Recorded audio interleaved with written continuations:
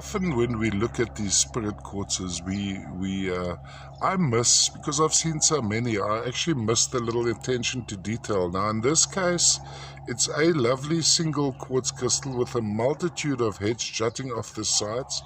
Undertone is an amethyst. I think core color would be milky, the core, and then a little bit of amethyst over the top, with this coating, a very thin coating of hematite in oxidation.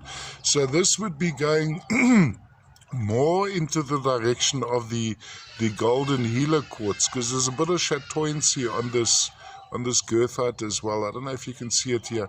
My still pictures don't actually bring out the chatoyancy. There's a little bit of a light play, sort of a golden play on some of the faces. But generally, the reason for my selection here was this magnificent form.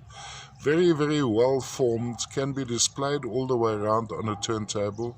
As we're seeing it now, it's slightly overexposed, so it's a little bit darker than what we're actually seeing it. This is maybe more like it.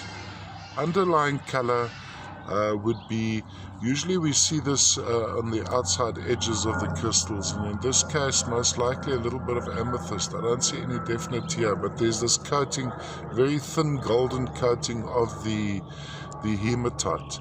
Of course, also quite typical to this deposit would be the central quartz crystal. As you see, the big head there surrounded by the smaller quartz crystal. When we go into the back, we can actually see what happens. There would be the core quartz crystal, so that would be an older generation of quartz which got blanketed by at least one new generation of quartz.